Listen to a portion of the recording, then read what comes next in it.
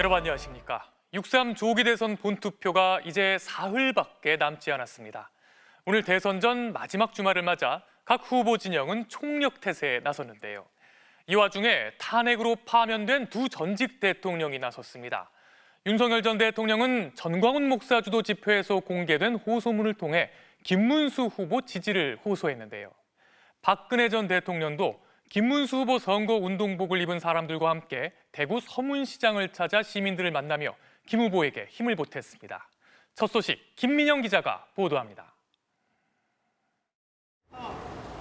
21대 대통령 선거 본투표 전 마지막 주말, 사랑제일교회 전광훈 목사의 서울 광화문 집회에 윤석열 전 대통령 이름이 등장했습니다.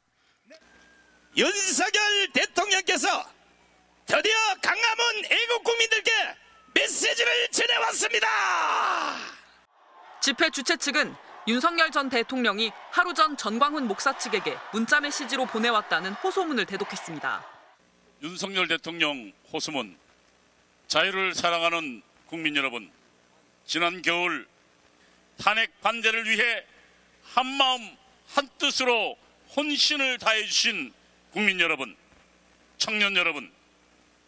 주최 측은 윤 전 대통령이 지금 나라가 절체절명의 위기에 처해 있다며 자유민주주의를 지키고 나라를 정상화시키기 위해 반드시 투표장에 가서 김문수 후보에게 힘을 몰아달라 호소했다고 전했습니다. 지금 김문수에게 우리의 힘을 모으는 것만이 해답입니다. 2025년 5월 30일 윤석열 드림. 윤 전 대통령은 국민의힘 후보가 확정된 지난 11일, 또 자신이 국민의힘을 탈당한 지난 17일, SNS를 통해 김문수 후보에게 힘을 모아달라고 적었습니다. 지난 21일에는 부정선거 음모론을 주장하는 다큐멘터리 시사회에 참석했습니다. 이번 호소문도 윤 전 대통령이 전달한 게 맞다면 가장 뜨거운 대선 국면 20일 동안 모두 4차례 정치적 행보에 나선 셈입니다. 더불어민주당 이재명 후보는 김문수 후보는 윤 전 대통령, 전광훈 목사와 한편이라고 나를 세웠습니다. 윤석열, 전광훈의 아바타 김문수 후보의 당선은 곧 상황 윤석열의 귀환을, 아스팔트 목사, 전광훈 목사의 귀환을 뜻하는 것이다라는. 국민의힘 김용태 비상대책위원장은 사실상 출당된 윤 전 대통령은 국민의힘에 얼씬도 하지 말라고 적었습니다.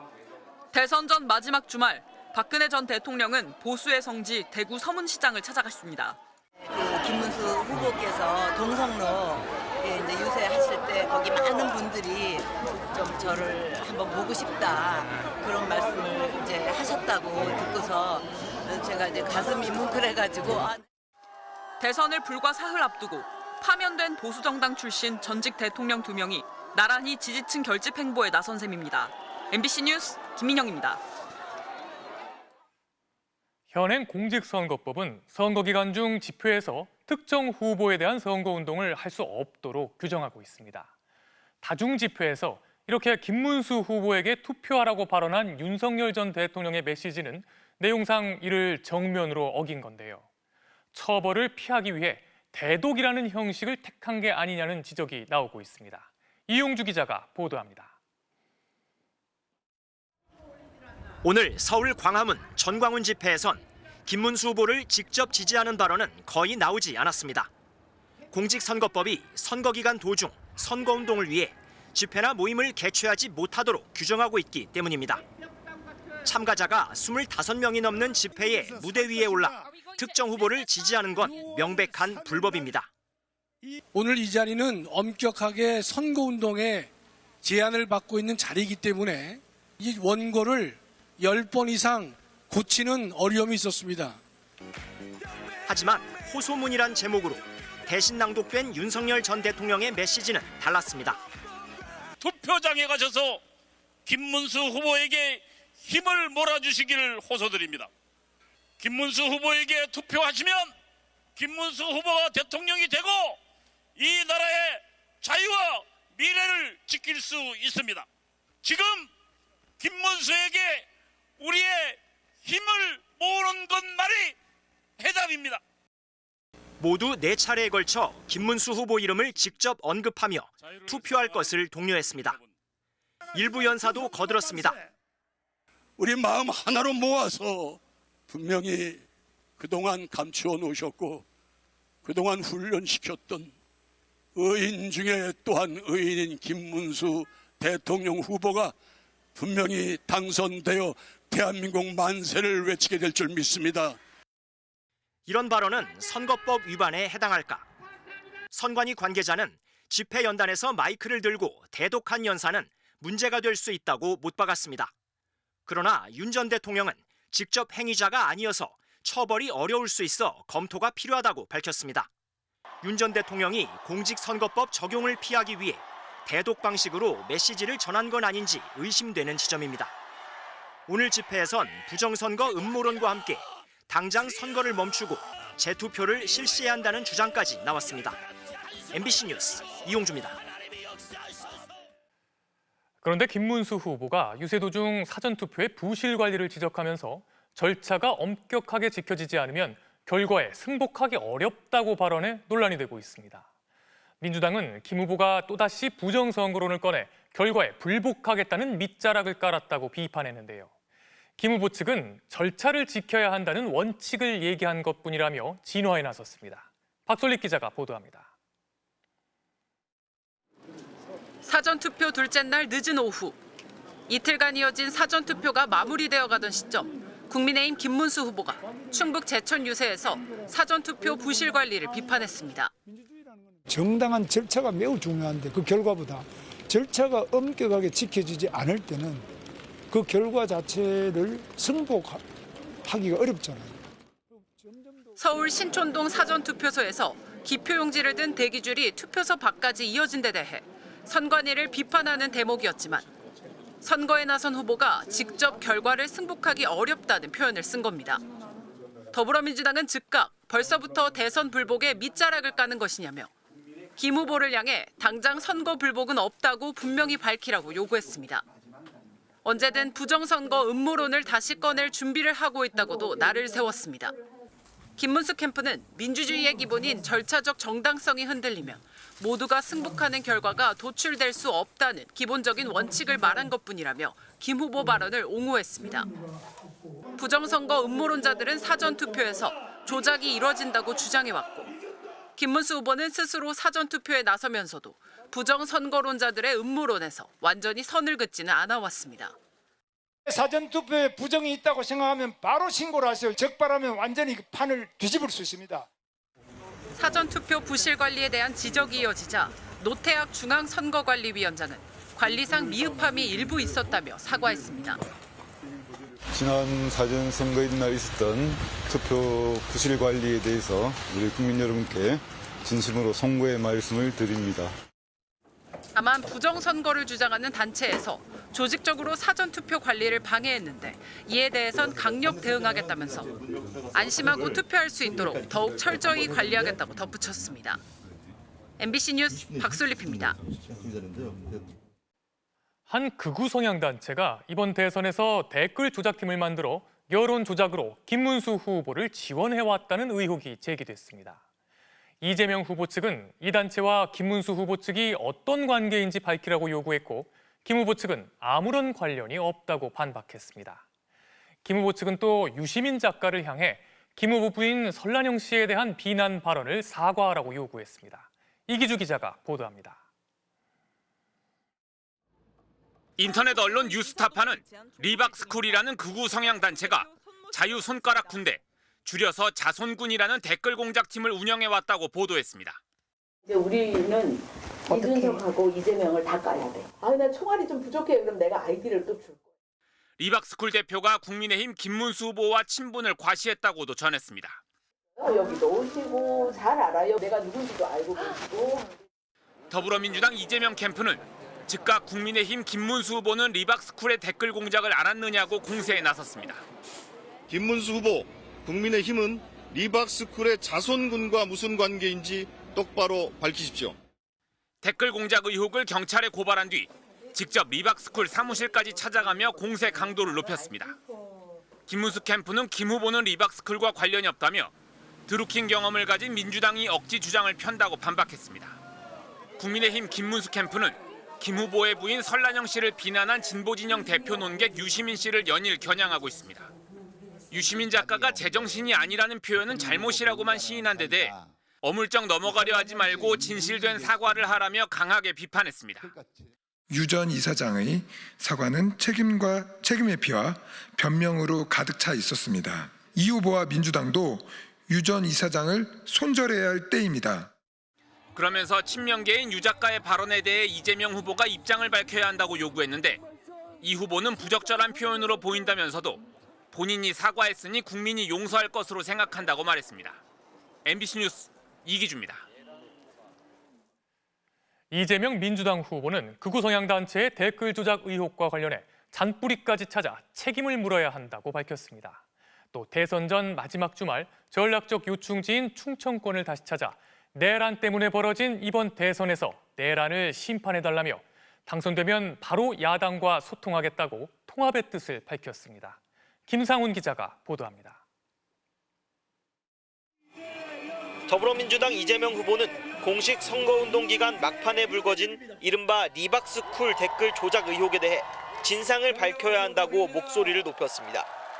지금이 어느 시대인데 댓글 조작하고 가짜 뉴스 쓰고 마지막 잔뿌리까지 다 찾아내서 엄정하게 책임을 반드시 물어야 되겠죠. 선거를 앞둔 여론 조작은 반란 행위 아니냐며 이런 중대범죄 피해가 크다고 주장했습니다.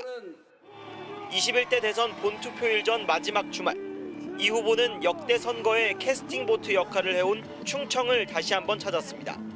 선거 전 막판 표심을 다지는 메시지로 내란에 대한 심판, 분열이 아닌 통합 두 가지의 방점을 찍었습니다.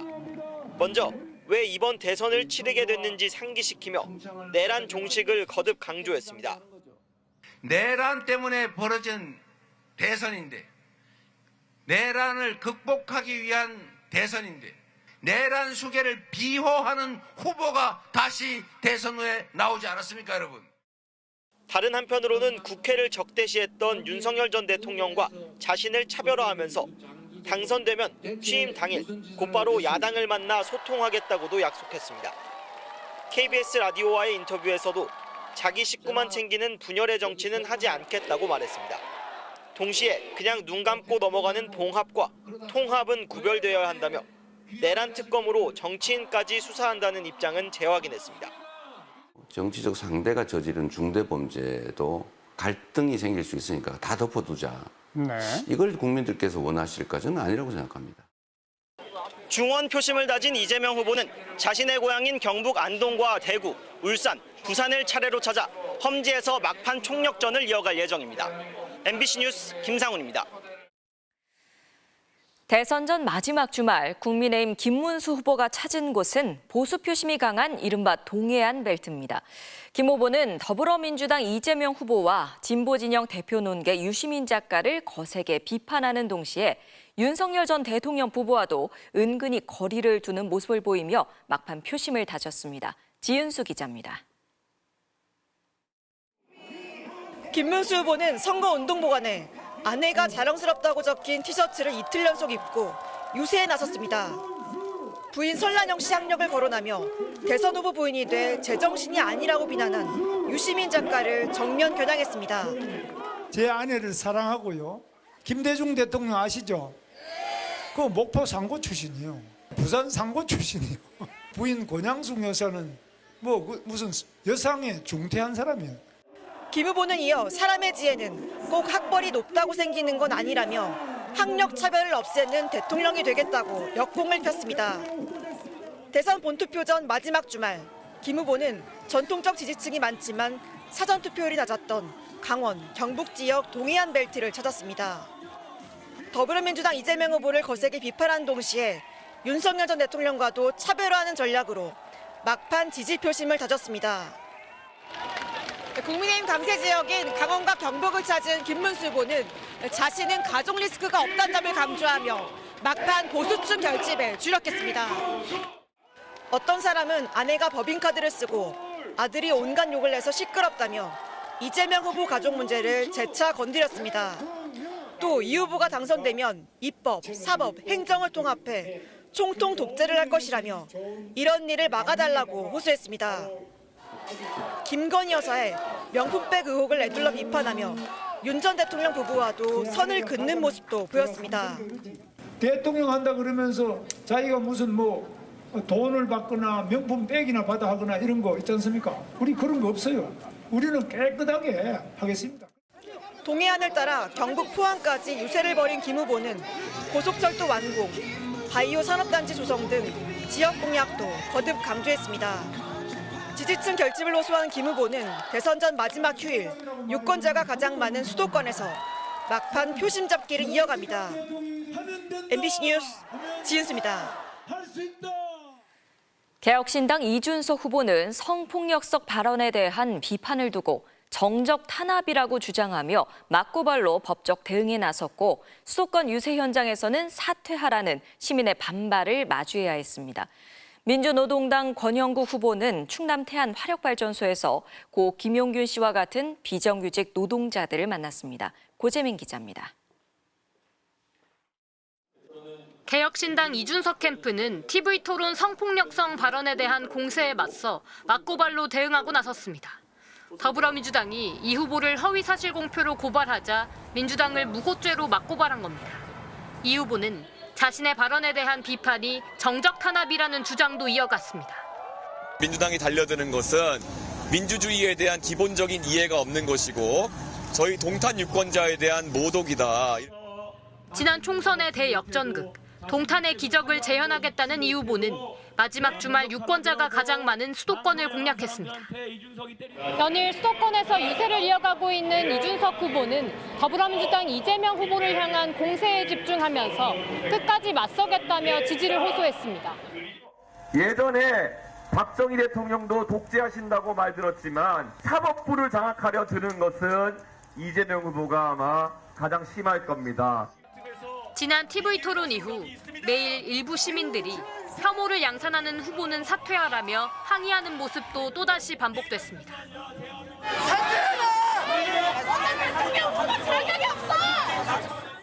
충남으로 향한 민주노동당 권영국 후보는 폐쇄될 예정인 태안 석탄화력발전소의 또 다른 고 김용균 씨들, 발전소 비정규직 노동자들을 만났습니다.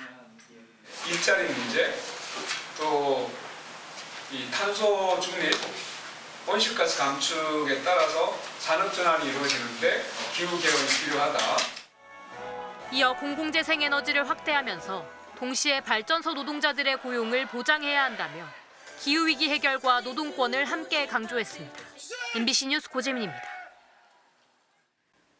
오늘 아침 서울 지하철 5호선 여의나루역에서 마포역으로 가던 열차 안에서 방화로 인한 화재가 발생했습니다. 400여 명의 승객들이 곧바로 열차에서 내려 선로를 통해 대피했는데 중상자는 없었습니다. 2003년 대구 지하철 참사 이후 내장재가 불에 잘 타지 않은 소재로 교체된 데다 승객들과 기관사가 침착하게 대처해 큰 사고로 이어지진 않았는데요. 경찰은 방화 피의자를 검거해 조사 중입니다. 차우영 기자입니다.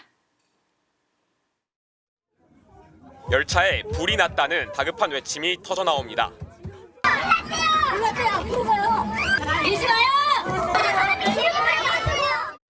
오늘 오전 8시 45분, 지하철이 여의나루역을 빠져나온 직후 8개 객차 중 4번째에서 불길이 치솟았습니다. 연기는 옆 칸으로 빠르게 번져갔습니다. 사람들이 다 그냥 우르르 뛰어오면서 제일 앞칸에 가니까 이제 갈 데가 없잖아요. 연기가 저 뒤쪽에서 좀 몰려오더라고요. 이태원 참사 생각이 나가 압사될까 봐. 급기야 승객들은 열차 문을 강제로 열었고 동시에 지하철도 긴급 제동이 걸렸습니다. 길도 잘 안 보이고 연기가 계속 나니까 빨리 뛰어가라고 밑에 철길 지하철 거기에서 뛰어갔어요. 400여 명의 승객들은 119 구조대 유도에 따라 선로를 타고 대피해 마포역으로 빠져나왔습니다. 불을 지른 건 60대 남성. 갑자기 준비해온 기름을 뿌리고 라이터형 토치로 불을 붙였습니다. 여성분이 소리를 질러서 내가 그쪽을 쳐다보니까 당구죽통이 바닥에 뒹굴면서 휘발유가 확 뿌려지더라고. 이게 바닥에 쫙 깔리면 휘발유가. 연기가 자욱해지자 피의자도 도주를 시도했지만 승객들과 뒤섞여 넘어졌고 결국 119 구조대 들것에 실려 나오다 경찰에 덜미를 잡혔습니다. 전화를 선의할 수 있고 잠시만요. 그 이름이 잔뜩 묻은 손을 보고 의심한 경찰의 추궁에 범행을 인정한 겁니다. 이분이 질문을 했지, 우리 일행이. 너 때문에 죽을 뻔했잖아 라고 하니까 안 죽었잖아. 그러니까 황당한 거죠. 불이 시작된 객차 바닥은 소화기 약재가 뒤덮였고 한쪽엔 방화도구도 발견됐습니다. 승객 비상전화를 듣고 달려온 기관사와 일부 승객이 비치된 소화기로 불길을 잡은 걸로 알려졌습니다. 순간적인 화염에 열차 손잡이 등은 검게 그을렸지만 의자나 게시판은 거의 손상되지 않았습니다. 지난 2003년 대구 지하철 화재 이후 내장재 대부분이 불련, 난연성 소재로 바뀌었기 때문입니다. 총 21명 병원 이송했습니다. 그리고 이제 증상은 심각하지는 않고 단순 연기 흡입이나 그다음에 발목을 접지르거나. 경찰은 피의자를 상대로 범행 동기를 조사하는 한편 현장 감식 등을 마치는 대로 곧 구속영장을 신청할 방침입니다. MBC 뉴스 차호영입니다.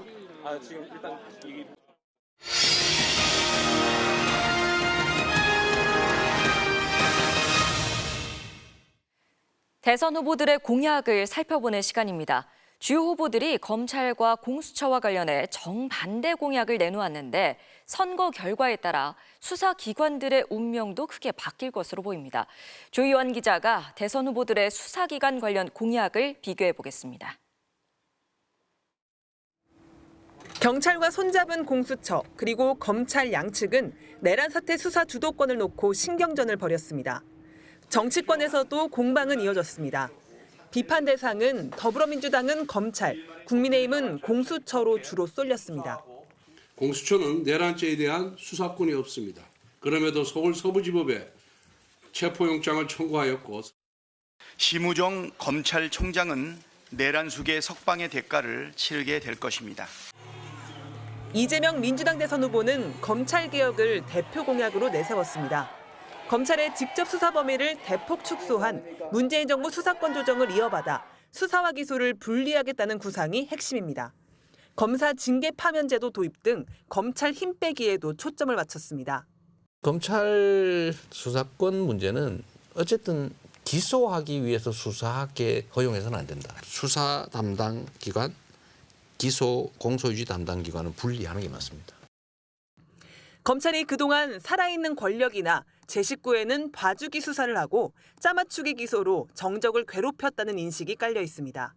대신 경찰과 공수처를 강화하겠다는 전략인데 정교한 설계가 없다면 수사기관 간 수사권 혼선이나 사건 처리 지연, 중대범죄 수사 역량 약화 문제가 불거질 거라는 지적도 나옵니다. 모든 수사를 경찰의 어떤 이 보안 수사 요구를 통해 가지고 하게 되면 거기에서 수사 지연 등의 여러 가지 문제가 생길 뿐만 아니라 말 그대로 실체적 진실에 다가가지 못하는 그런 상황이 나올 수도 있죠. 김문수 국민의힘 후보 대표 공약은 공수처 폐지입니다.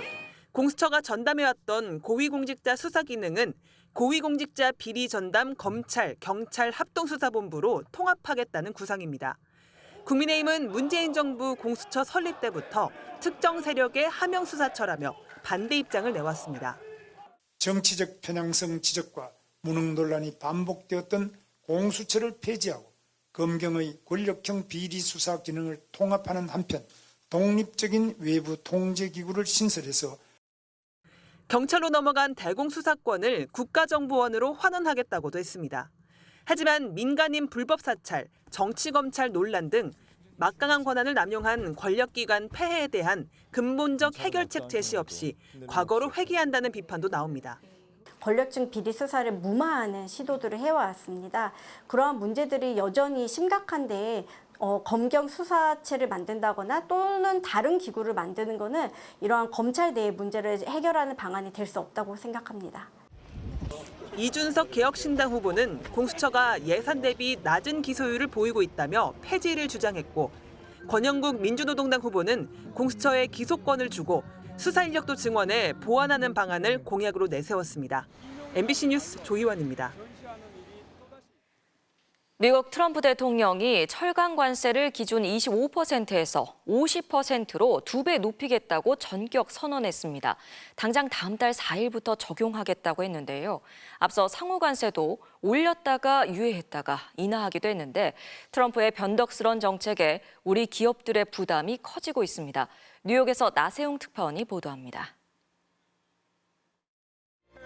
일본 제철의 US 스틸 인수를 승인한 뒤 철강 노동자들 앞에 선 트럼프 대통령.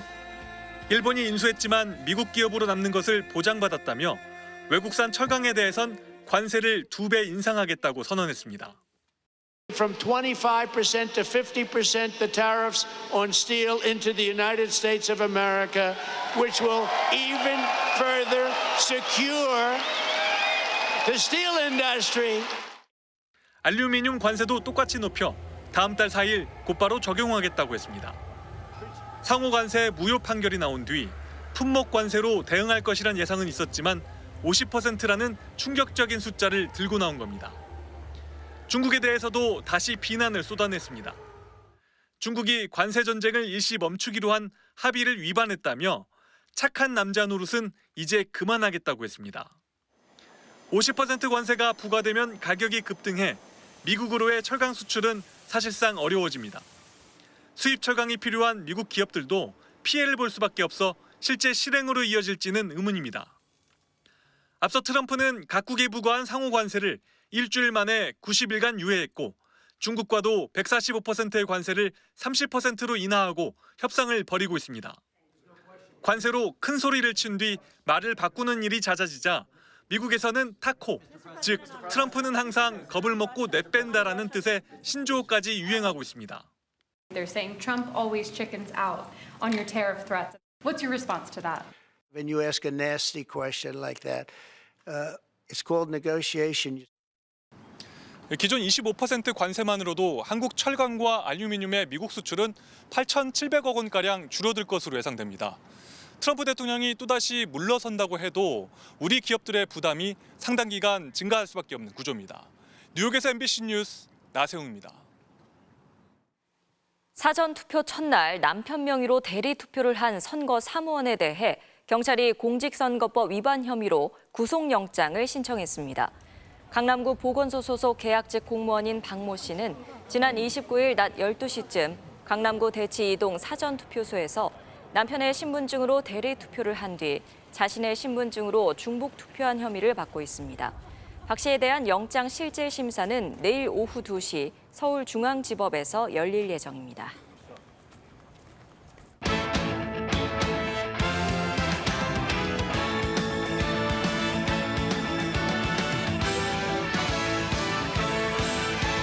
토요일 밤 스포츠 뉴스입니다. 프로야구에서 2위 한화가 최은성의 2경기 연속 홈런 등 타선의 뒷심을 앞세워 NC를 꺾고 2연승을 달렸습니다. 이명록 기자입니다. 어제 결승포를 터뜨린 최은성의 기세는 오늘까지 이어졌습니다. 2대2로 맞선 6회 좌측 담장을 넘기는 솔로포로 한화에 다시 리드를 안겼습니다. 한화는 8회 투아웃 3루 위기에서 포수 최재훈이 마무리 김서현의 공을 놓치며 동점을 허용했지만 9회 막판 집중력이 돋보였습니다. NC 마무리 류진욱을 상대로 무사 만루 기회를 만든 뒤 노시환의 밀어내기 볼넷으로 균형을 깼고 최은성이 파울라인에 걸치는 2타점 2루타를 터뜨리며 승기를 잡았습니다. 9회에만 6점을 뽑은 한화는 김서현의 3실점 난조에도 2연승을 거뒀고 NC는 창원 홈구장에서만 9연패를 기록했습니다. 3회 로하스의 장외 솔로 홈런으로 선취점을 올린 KT. 5회 이루수 오윤석의 송구 실책으로 기아의 동점을 허용했지만 최근 1군으로 돌아온 뒤 극심한 부진에 시달렸던 허경민이 8회 해결사로 나섰습니다. 3루수 옆으로 빠지는 적시 2루타로 균형을 깼습니다. 이어진 장진혁의 땅볼에 3루 주자 권동진이 절묘한 홈슬라이딩으로 추가점을 올린 KT는 8회에만 넉 점을 더해 3연승을 달렸습니다. MBC 뉴스 이명노입니다. 오랜만에 국내 팬들을 만난 울버햄턴의 황희찬 선수가 아쉬웠던 지난 시즌을 뒤로하고 새 시즌에 대한 각오를 밝혔습니다. 월드컵 3차 예선 준비를 위해 입국한 뒤 오늘 축구 꿈나무들을 위한 행사를 개최한 황희찬 선수. 부상과 부진에 시달렸던 지난 시즌은 많이 아쉬웠다면서도 더 성장하는 계기로 삼겠다는 의지를 밝혔습니다. 당연히 아쉬움이 가장 컸던 것 같고 1분이라도 더 경기에 나서려고 노력을 했고, 근데 제가 그동안 해왔던 것들이나 저의 가치가 절대 변하지 않는다는 그런 부분들도 또 잘 알고 있기 때문에 다음 시즌 이적설 등 거취에 대해선 아직 생각해보지 않았다며 지금은 대표팀 선후배들을 도와 월드컵 본선 진출에 집중하겠다고 말했습니다. 어떤 자세로 뛰어야 되는지 잘 알고 있기 때문에 경험을 나누면서 좀 도움이 되는 그런 시간들이 됐으면 좋겠고 꼭 좋은 모습 보여드리고 싶은 것 같아요. 파리 생제르맹의 이강인 선수가 내일 새벽 유럽 챔피언스리그 결승전 명단에 이름을 올리고 출격 준비를 마쳤습니다. 선수단과 함께 결전지 뮌헨으로 이동해 경기 전날 마지막 공식 훈련에서 가벼운 몸놀림을 선보인 이강인 선수. 내일 새벽 인터밀란과의 결승전에 나설 22명의 명단에 이름을 올렸는데요. 한국 선수로는 손흥민 이후 6년 만에 대회 결승 무대에 설 기회를 잡은 이강인은 내친김에 박지성 이후 17년 만에 우승에 도전합니다. 다만 8강 1차전부터 4경기 동안 벤치를 지킨 만큼 현지 언론은 이번에도 벤치에서 경기를 시작할 것으로 전망하고 있는데요. 이미 리그와 컵대회 트로피를 들어올린 이강인 선수. 한국 선수 최초의 유럽 3관왕 달성까지 단 한 경기 남았네요. 남자 400m 계주의 서민준, 남아디 조엘진, 이재성, 이준혁이 38초 49의 한국 신기록으로 아시아 선수권 사상 첫 금메달을 목에 걸었습니다. 토요일 밤 스포츠 뉴스였습니다.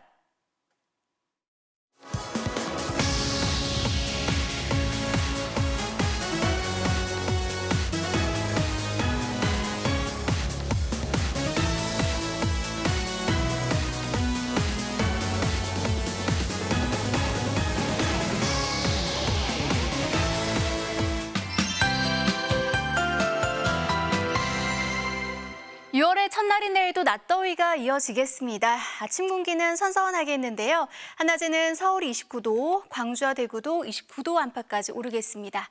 모레는 새벽에 제주를 시작으로 오후에는 남부지방, 밤에는 충청도와 강원 남부까지 비가 내리겠습니다. 하지만 비구름이 금방 지나겠습니다. 대통령 선거일 새벽에는 대부분 그치겠는데요. 다만 영남지방은 오전까지, 경기도와 강원도에서는 오후까지 곳곳에서 비가 이어지겠습니다. 내일은 전국이 대체로 맑겠고요. 동해안 지방에서 너울성 파도가 강하게 밀려오겠습니다. 내일 아침 기온 서울이 17도, 대전 15도, 대구 15도로 출발하겠습니다. 한낮 기온은 서울이 29도, 전주 29도, 부산 24도 안팎까지 오르겠습니다. 현충일에는 동쪽 지방 곳곳에서 소나기가 내릴 전망입니다. 날씨였습니다. 토요일 뉴스데스크 여기서 마치겠습니다. 함께해 주신 여러분 고맙습니다.